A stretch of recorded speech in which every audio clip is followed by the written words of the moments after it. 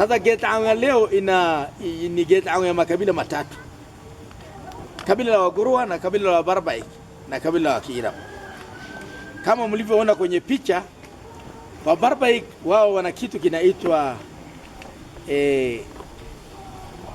ona, ambayo imetengenezwa gesoda, ambayo tunaita kwa jina lingine ona, kwa ajili ya kutengeneza, kumwomba Mungu dua ya kurekebisha yale matendo maovu, kama adhimisho la kimila, kumwomba Mungu atokomeze maovu na Mungu alete baraka kwenye jamii.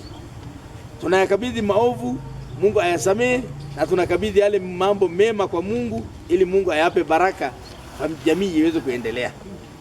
Sasa leo mmeona kwenye picha ona, maana yake tuko makabila matatu, na pia kuna pombe lingine la Wagorowa ambao pia wapo, nimeona kwenye picha ambayo imeonyeshwa, na pia pombe yao ya asili ni pombe inayotengenezwa na mahindi na ulezi ambayo inaitwa busa.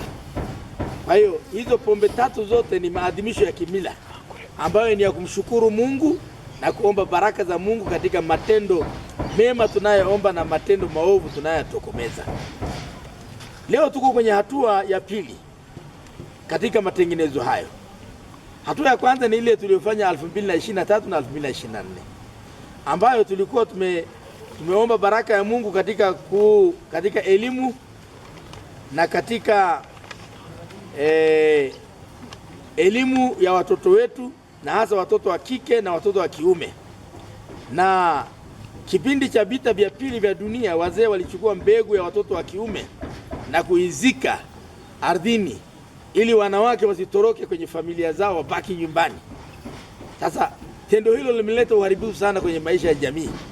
Vijana wengi tendo la ndoa linawashinda, na ndio maana wanawake wengi wanatoroka kwenye familia zao. Ni kwa sababu mbegu zao zilizikwa kwa njia ya ushirikina ardhini, kwenye chemchemi ya maji inayoelekea kusini. Na mwaka jana tulifanya haya matengenezo kwa kimila pamoja na kikanisa. Tukaadhimisha misa takatifu kwenye hiyo chemchemi, tukimwomba Mungu msamaha, na pia tendo hilo ovu tulilofanya ligeuke kuwa baraka. Pia vijana wengi, kwa sababu wakati wanafunga elimu, vijana wengi walitupiwa pombe, kwamba wao wanakunywa pombe na wabaki kijijini.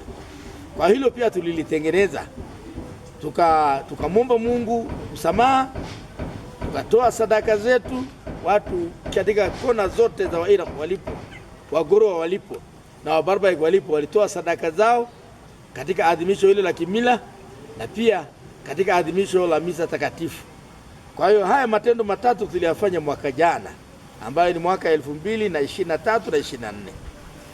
Mwaka huu 2025 na 2026 tunafanya matendo matatu ambayo ni kutakasa laana ya mtoto wa kike ambaye alionewa wakati akiwa katika mila potovu ya Wairap. Binti akipata mimba kwa kawaida hakubaliki kwenye jamii.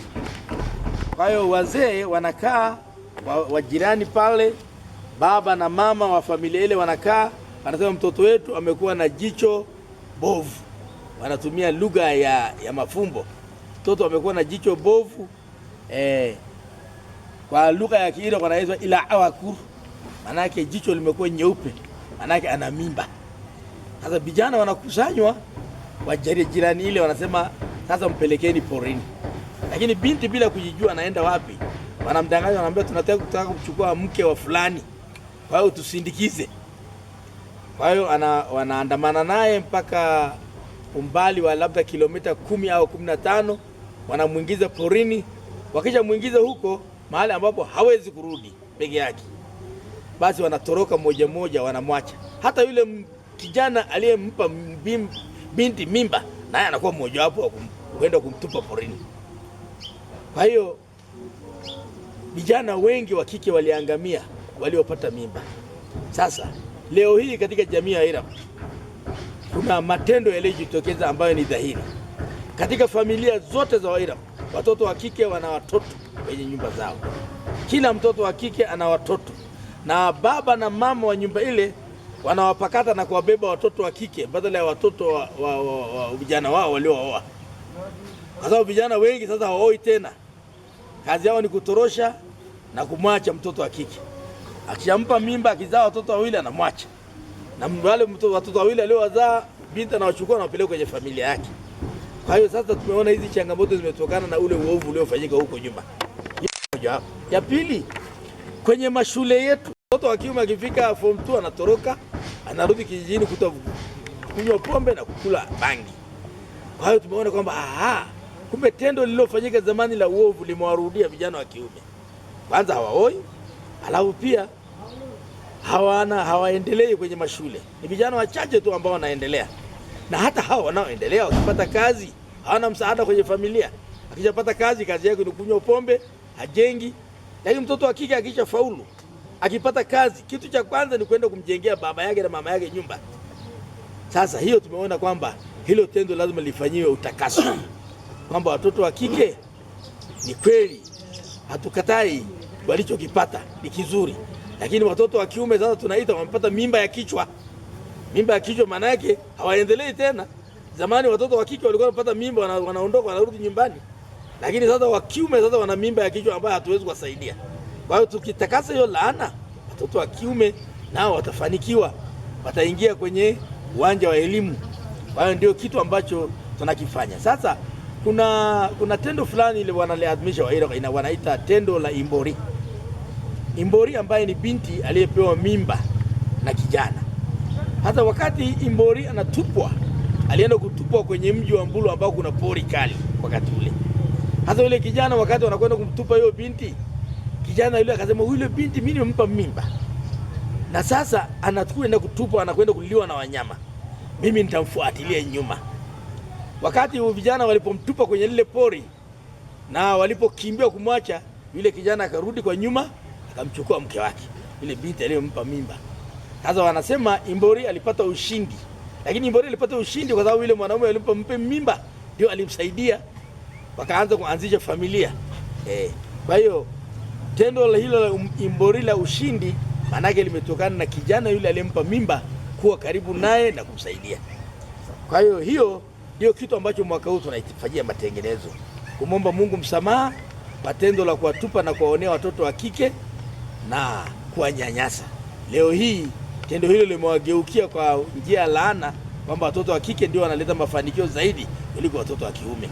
Na kwenye familia nyingi ya Kiiraqw wote, kila nyumba huwezi kumpata mtoto wa kike ambaye ana mtoto nyumbani na wazazi ndio wanatunzwa na huyo mtoto. Familia nyingi watoto wa kiume wanawaacha wazee. Watoto waliozaliwa na watoto wa kike ndio wanawatunza hawa wazee nyumbani. Kwa hiyo tumeona kwamba ni tendo ambalo linatakiwa kufanyiwa rekebisho. Sio kwamba tendo wanalofanya ni mbaya, lakini watoto wa kiume wamekosa nafasi. Kwa hiyo nafasi ya watoto wa kiume tunairudisha kwa kumomba Mungu msamaha kwa ajili ya watoto wa kike tuliowakosea. Jambo la pili ambalo tunataka kulifanyia marekebisho ni kwamba tunataka kuiombea uongozi katika kabila la Wairaqw. Uongozi uweze kuwa imara, thabiti. Kiongozi aliyechaguliwa wananchi wamjali, wamuone kwamba ni kiongozi wao waliomchagua na atawaongoza vizuri, na wamjali, wamheshimu, wamtii, ili kitendo kile cha fitina kisiendelee tena katika kabila letu la Wairaqw. Kwa hiyo ndio kitu ambacho mwaka huu tunaifanya. Kwa hiyo hii tendo la shukrani ni tendo la haya mambo matatu kuyatengeneza. Jambo la tatu ni hiyo mali. Kwa nini Wairaqw wasibakiwe na mali? Mali ya Wairaqw sio sahihi. Imepatikana kwa njia isiyo sahihi. Imepatikana kwa njia haramu.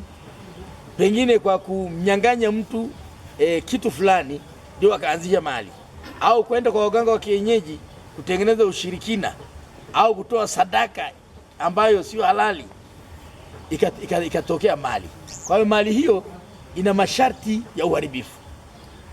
Mwenyewe aliyechukua hiyo kitu akisha kufa, mali pia inaondoka.